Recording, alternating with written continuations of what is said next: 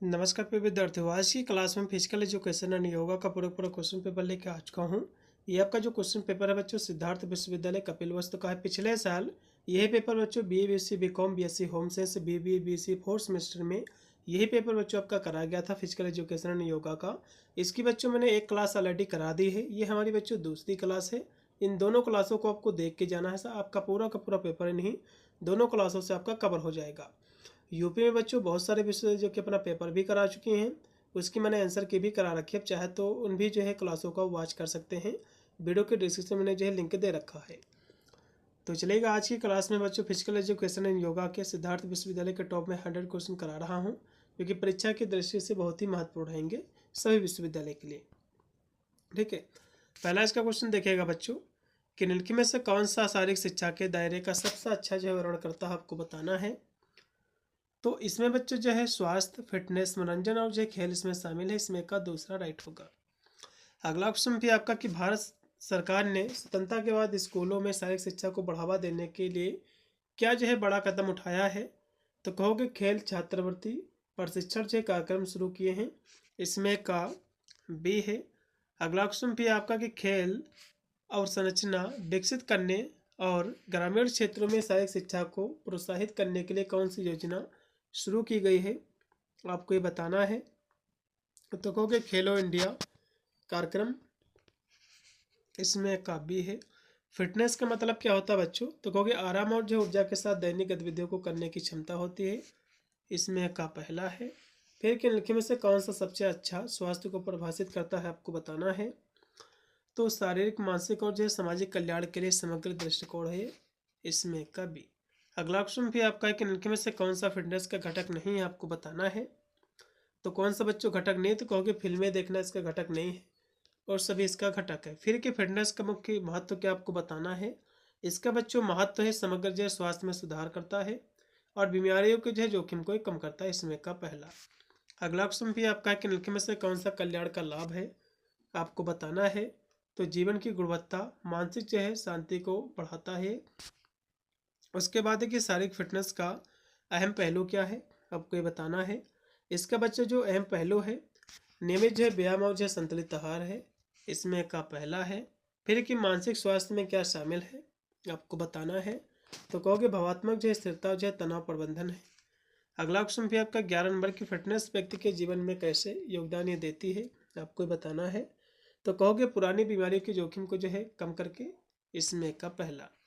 हमारा अगला क्वेश्चन है 12 नंबर है कि फिटनेस और वेलनेस के बीच में क्या संबंध है, आपको बताना है। इसके बच्चों बीच में जो संबंध है वो है फिटनेस जो है वेलनेस का हिस्सा है। इसमें का पहला लगाइएगा। फिर एक निम्नलिखित में से कौन सा कल्याण प्राप्त करने का सर्वोत्तम तरीका है, आपको बताना है।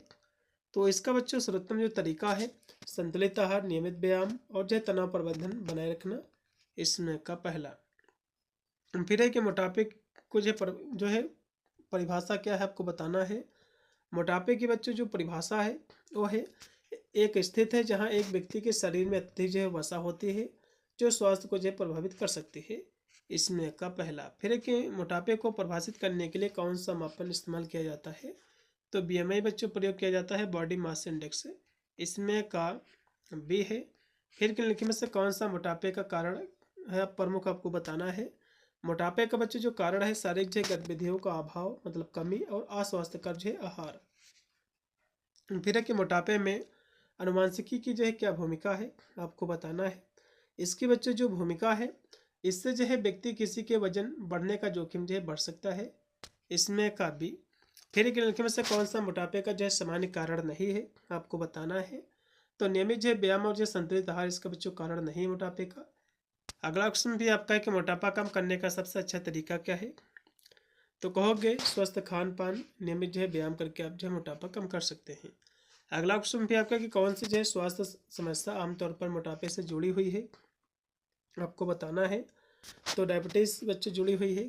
फिर है कि मोटापा हृदय को कैसे प्रभावित करता है, आपको बताना है। तो ये बच्चों जो इसको प्रभावित करता है या जो हृदय रोग, उच्च रक्तचाप के जोखिम को बढ़ाता है।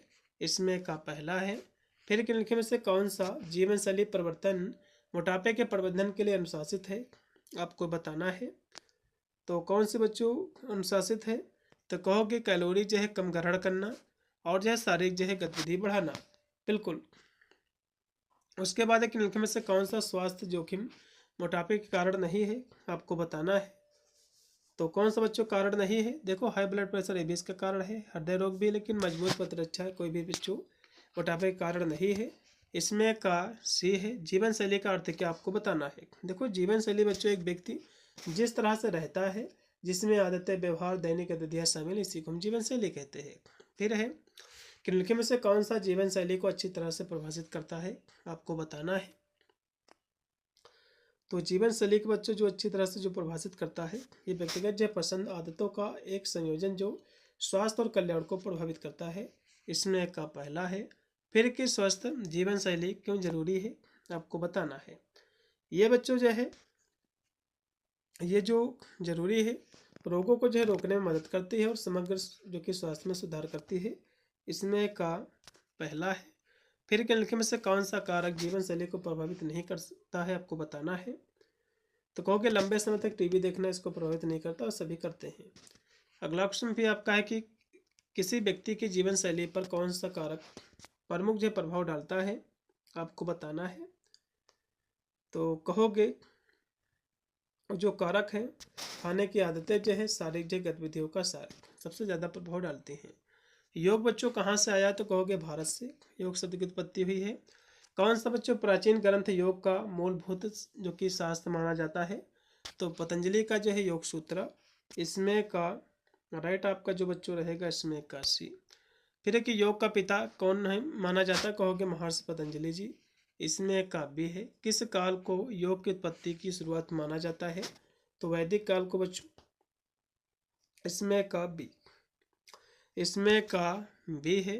फिर निम्नलिखित में से कौन सा योग का प्रकार नहीं है, तो हठ योग, कर्म योग, राजयोग, लेकिन रनिंग योग इसका कोई भी प्रकार नहीं है। अगला क्वेश्चन भी आपका कि योग का मुख्य महत्व क्या है, आपको ये बताना है। इसका बच्चों जो महत्व है शारीरिक, मानसिक और जो आध्यात्मिक स्वास्थ्य में सुधार करना। अगला क्वेश्चन भी आपका कि किस प्रकार का योग ध्यान और जो है मानसिक अनुशासन पर केंद्रित है, आपको बताना है। तो कौन सा बच्चों योग इस पर केंद्रित है, तो राजयोग है। इसमें का भी। आधुनिक जो जीवन में योग का दायरा क्या है, आपको बताना। तो कहोगे तनाव प्रबंधन जो है रोग निवारण में मदद करता है। इसमें का पहला है। नियमित रूप से योग करने का लाभ निम्नलिखित में से कौन सा है, आपको बताना है। तो लचीलापन और जो है ताकतें बढ़ाता है। उसके बाद है कि योग में आसन की परिभाषा क्या है, आपको बताना है। इसकी बच्चों जो परिभाषा है शारीरिक जो मुद्राएं, स्थितियाँ जो लचीलापन जो शक्ति में सुधार लाने में मदद करती है, ये परिभाषा होगी। फिर है कि योग में प्राणायाम को कैसे परिभाषित किया जाता है, तो कहोगे जीवन ऊर्जा को विनियमित करने के लिए नियंत्रित श्वसन का जो है अभ्यास। फिर है कि निम्नलिखित में से कौन सा प्राणायाम का उदाहरण है, आपको बताना है। तो कहोगे भस्मिका प्राणायाम बच्चों इसका प्रकार है। फिर कि सूर्य नमस्कार में कितने बच्चों आसन होते, कितने चक्र होते, कहोगे 12। इसमें का सी है। हलासन का प्राथमिक लक्ष्य लाभ क्या, आपको बताना है। इसका बच्चे जो प्राथमिक लाभ है पाचन में जो सुधार करता है और रीढ़ को जो मजबूत करता है। फिर कि कौन सा योग आसन लोटस पोज के रूप में जाना जाता है, आपको बताना है। उसको बच्चों हम पद्मासन कहते हैं। इसमें का भी है। ताड़ासन को आमतौर पर कहा जाता है, इसको बच्चों हम पर्वत मुद्रा या फिर माउंटेन पोज जो कि कहा जाता है। अनुलोम विलोम प्राणायाम का मुख्य लाभ क्या है, आपको बताना है। तो फेफड़ों की कार्य क्षमता में सुधार करता है, तनाव को कम करता है। इसमें का पहला। फिर के लिखित पारंपरिक खेलों में से कौन सा आधुनिक डे क्रिकेट के समान है, आपको बताना है। तो क्रिकेट के समान बच्चों गिल्ली डंडा है। इसमें का सी ऑप्शन पूर्णतः आपका राइट है। अगला ऑप्शन भी आपका कि कंचे के खेल में किस उपकरण का प्रयोग होता है, कहोगे कंचे का ही होता है, मार्बल्स का ही। इसमें का भी है। स्टापों को आमतौर पर क्या कहा जाता है, तो हाफ स्कॉच कहा जाता है। इसमें का पहला। फिर कि गुट्टे के खेल में कितने छोटे पत्थरों का प्रयोग किया जाता है, कहोगे 5 छोटे पत्थरों का। इसमें का भी है। फिर कि किस खेल में खिलाड़ी लकड़ी के एक छोटे टुकड़े मतलब गिल्ली को मारने के लिए एक लंबे डंडा का प्रयोग करता है, कहोगे गिल्ली डंडे में। इसमें का सी। कंचे के खेल का मुख्य उद्देश्य क्या है, आपको बताना है। इसका बच्चों जो उद्देश्य है कंचे को जो मारने के द्वारा अधिकतम जो संख्या एकत्र करना, मतलब कंचे जीतना। इसमें का भी। गुट्टे खेलने में अधिकांश किस कौशल में सुधार होता है गुट्टे खेलने से, आपको बताना है। तो गुट्टे खेलने से बच्चों जो कि हाथ आंख समन्वय में सुधार होता है। गिल्ली डंडा दुनिया में किस हिस्से में सबसे लोकप्रिय है? तो भारत और जो दक्षिण एशिया में। फिर कि कौन से पारंपरिक खेल में हाथ के पीछे छोटे पत्थरों को संतुलित करके करने और जो उन्हें क्लिप करने की आवश्यकता होती है, किसमें होती है बच्चों? क्योंकि गुट्टे में। फिर कि पारंपरिक खेल क्यों महत्वपूर्ण है, आपको ये बताना है। ये बच्चों इसलिए महत्वपूर्ण क्योंकि वे जो सांस्कृतिक विरासत के संरक्षण में मदद करते हैं। उसके बाद एक निम्नलिखित में से कौन सा पारंपरिक खेलों का बड़ा लाभ है? तो कहो कि शारीरिक फिटनेस और जो सामाजिक संपर्क में सुधार। अगला क्वेश्चन पे आपका कि पारंपरिक खेलों का प्रमुख जो सामाजिक लाभ क्या है, आपको बताना है। इसका बच्चों लाभ है टीम वर्क और जो है बॉन्डिंग को बढ़ावा देना। अगला क्वेश्चन भी आपका कि निम्नलिखित में से कौन सा पारंपरिक खेलों का मानसिक जो है लाभ है, आपको बताना है। इसका बच्चों लाभ है एकाग्रता और जो है समस्या समाधान कौशल को बढ़ाना है। उसके बाद कि पारंपरिक खेल समुदाय के संबंधों को कैसे प्रभावित करते हैं, आपको बताना है।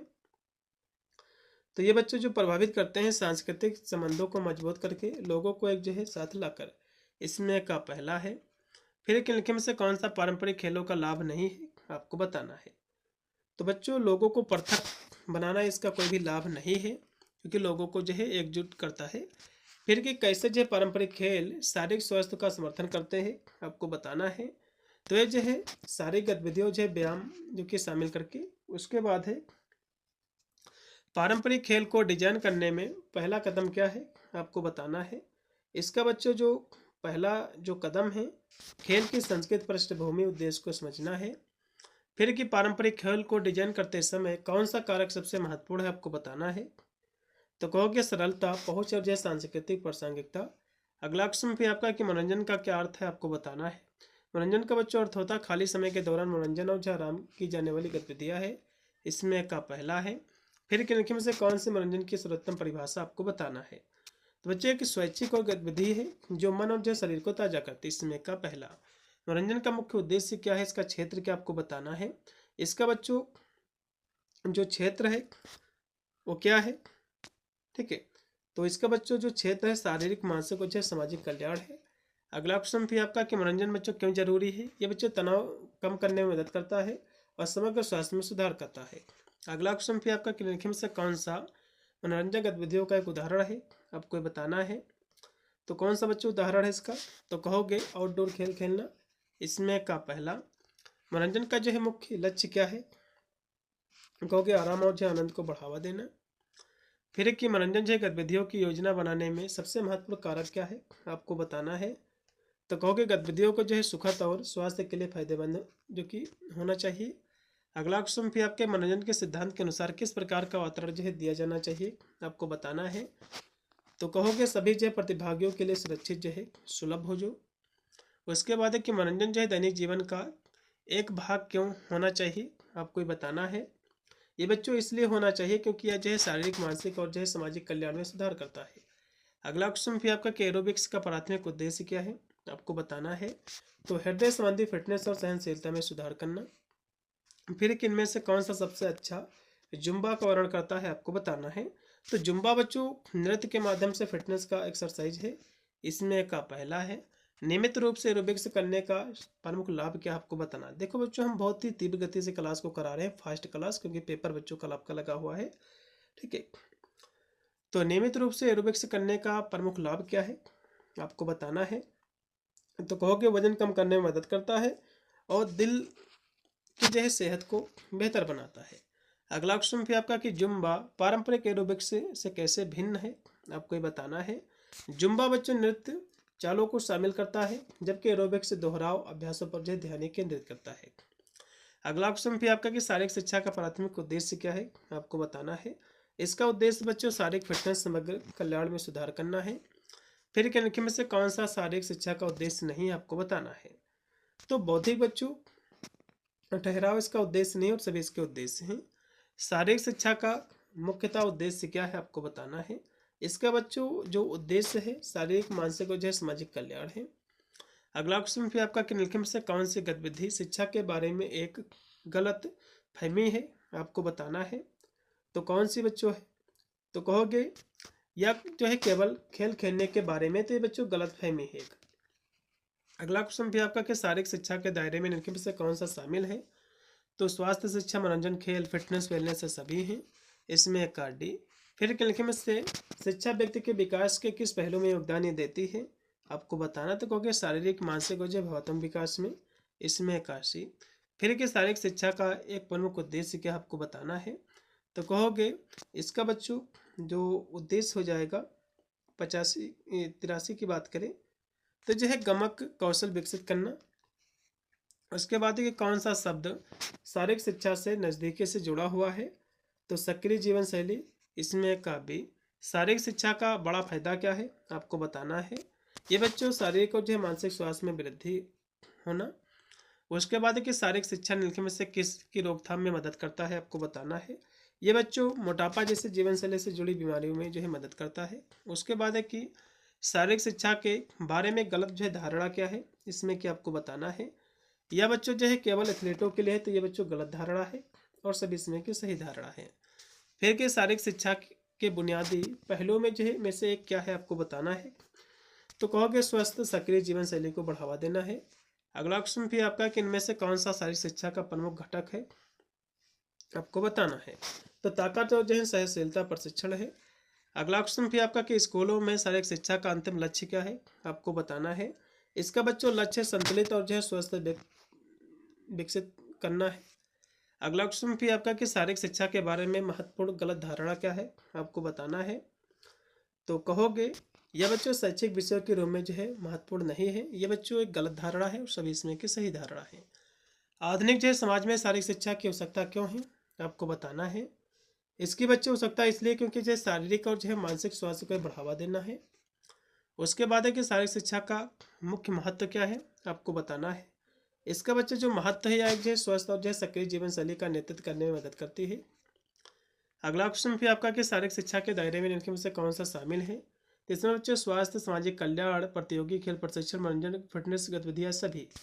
अगला क्वेश्चन भी आपका कि शारीरिक शिक्षा आधुनिक समाज में कैसे मदद करता है। तो ये बच्चों जो मदद करता है या शारीरिक फिटनेस को बढ़ावा देकर जीवन शैली से जुड़ी बीमारियां कम करके। अगला क्वेश्चन भी आपका है कि निम्नलिखित में से कौन सा शारीरिक शिक्षा का एक प्रमुख लाभ है आपको बताना है। तो तनाव राहत और मानसिक आराम है। अगला क्वेश्चन भी आपका कि स्कूलों में शारीरिक शिक्षा की क्या भूमिका है आपको बताना है। तो कहोगे समग्र व्यक्तित्व विकास में मदद करती है। उसके बाद है कि आधुनिक समाज में शारीरिक शिक्षा क्यों महत्वपूर्ण मानी जाती है आपको बताना है। बच्चों ये मोटापा, मधुमेह जैसे जीवन शैली से जुड़ी बीमारियों को रोकने में मदद करती है, इसमें का पहला है। फिर कि सामाजिक विकास में शारीरिक शिक्षा की क्या भूमिका है आपको बताना है। इसकी बच्चों जो भूमिका है या टीम वर्क और सहयोग कौशल बढ़ाने में मदद करती है, इसमें का पहला है। लास्ट में बच्चों आपका 100 नंबर क्वेश्चन से पहले आपको बता दूं पेपर बच्चों कल आपका है सिद्धार्थ विश्वविद्यालय का। तो पेपर जैसे हो जाएगा तो पेपर अपना इस नंबर पे भेज देना, मैं उसके आंसर की करा दूंगा और आपके जो जूनियर स्टूडेंट है उसके लिए अगले साल के लिए महत्वपूर्ण रहेगा। 8173840090 ये मेरा व्हाट्सअप नंबर है, इस पर आपको अपना पेपर आपको भेज देना है। अब लास्ट का क्वेश्चन देखो कि शारीरिक शिक्षा के बारे में एक गलत धारणा क्या है आपको बताना है। तो यह केवल खेल खेलने के बारे में है, तो ये बच्चों गलत धारणा और सभी इसमें की सही धारणा है। तो ये थे बच्चों आपके 100 क्वेश्चन। इसकी जो एक क्लास मैंने कराई है उसको भी आपको देख के जाना, नहीं दोनों क्लासों के माध्यम से आपका 90 से 95% पेपर आपका कवर हो जाएगा। और डिस्कशन मैंने बहुत सारे जो कि प्लेलिस्ट में वीडियो डाल रखे हैं, आप जाकर के 1-2 वीडियो भी आप वॉच कर सकते हैं जो मैंने आंसर की प्रोवाइड किया हो। मिलता है वीडियो के लिए, तब तक सभी को thank for watching this video.